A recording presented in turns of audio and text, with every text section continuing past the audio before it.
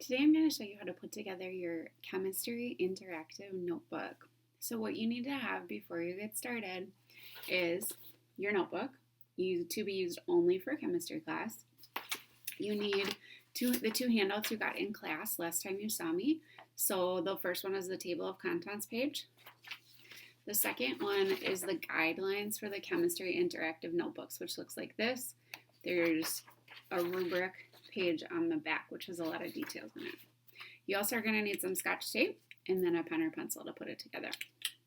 So first thing, you're going to want to read through this handout really carefully because this has a lot of really good information about what the notebook is about and what we do with the different pages. The big thing to understand is that we use the left side pages and the right side pages differently.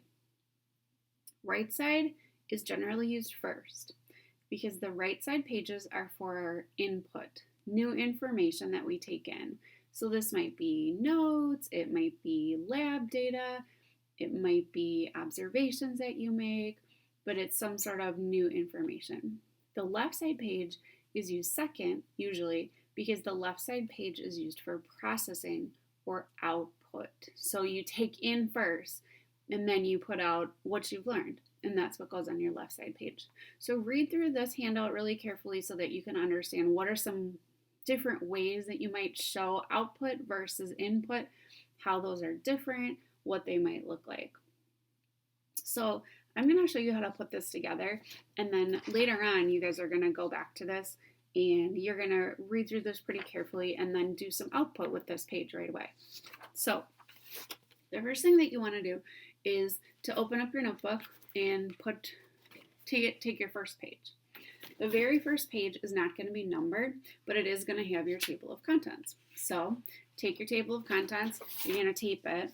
I cut it down to size so it would be small enough that you can just tape it flat in your notebook. And I would tape it on all four sides. Put your name on it.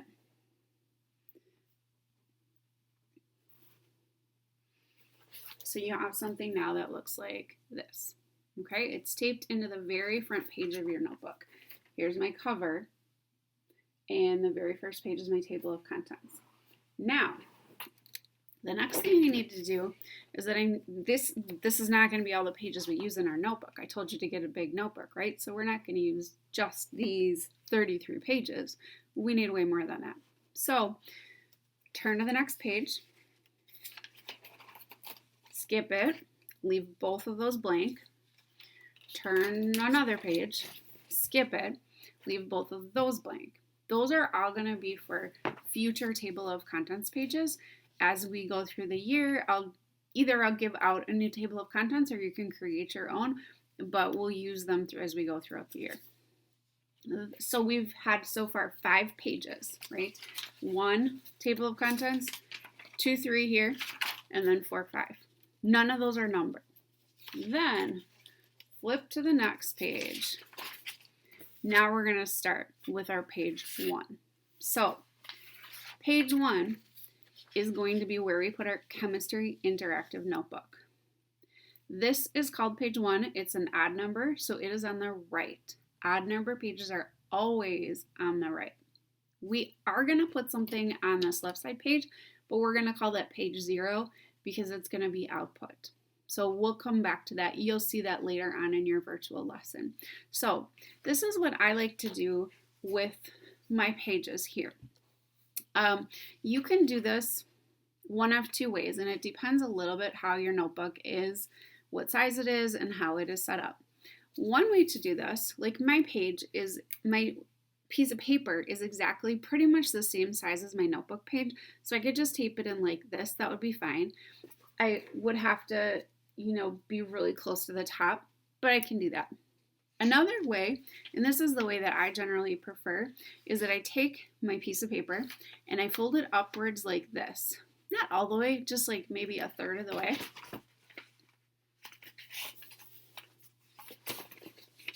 So that it looks like this. And then when I tape it, I take one piece of tape, just one. I put my one piece of tape right across the top, right there, okay? Then I'm going to be able to see the back side of the page. And when I make copies for you in class, I try to copy it so that the back page is actually upside down. You'll notice that if sometimes I mess it up, but usually I try to copy it so the back side is upside down. So then you can still read the back side by just flipping it right up like this. So if your notebook is big enough, that's why I suggested these bigger notebooks. That's the way I would do it.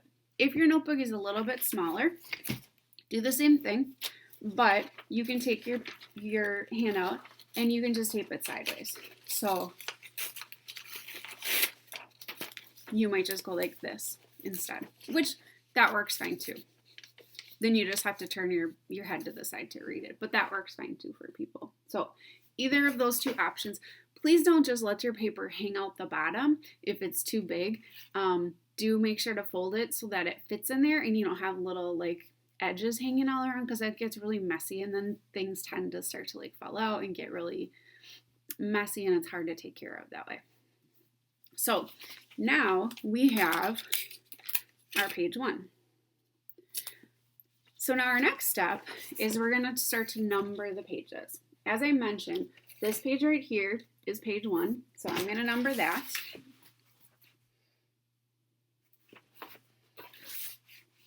Then I'm going to start numbering the rest of them as I go through. So turning the page,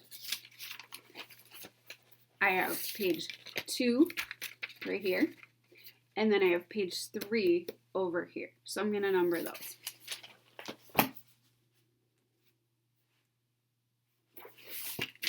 I like to number my pages on the bottom like this, but it's your call. Page 2, page 3. It's your call where you put the numbers as long as they're easily readable. And then just keep going. You can go as far as you want to right now. I probably wouldn't go too far because sometimes people mess up and then they want to change it or use a page for something else or whatever. But I would number at least the first probably 20 to 30 pages. Something to watch for.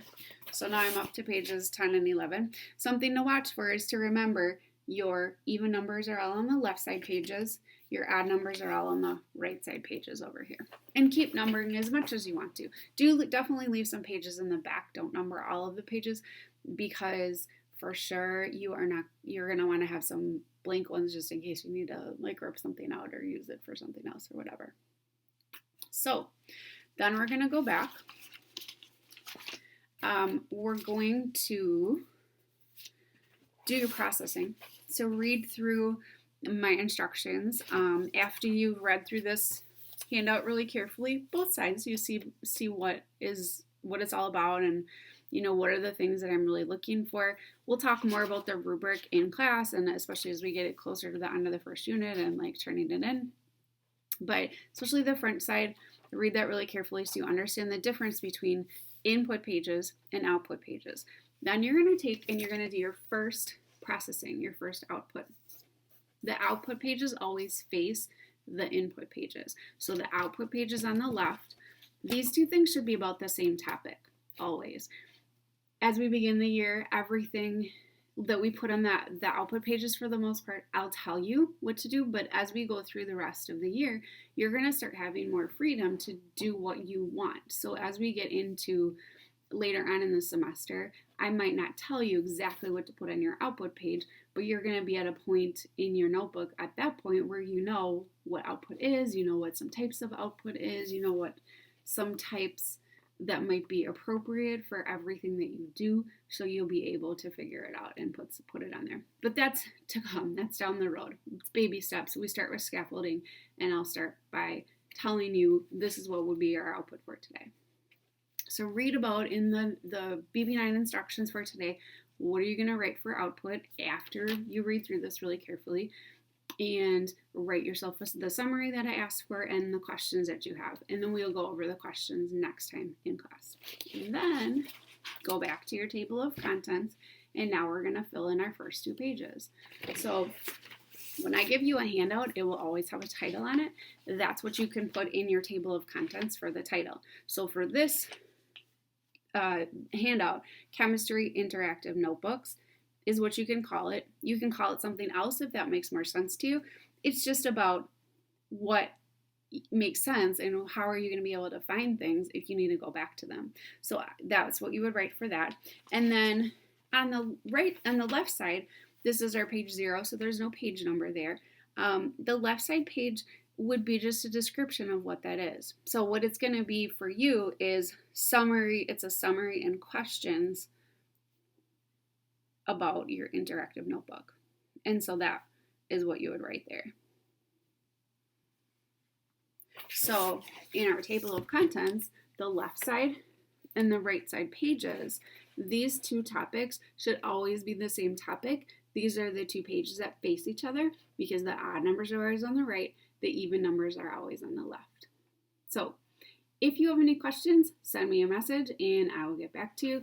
If not, we'll go over the questions that you have in your processing and your output assignment in class next time I see you. Have a great day.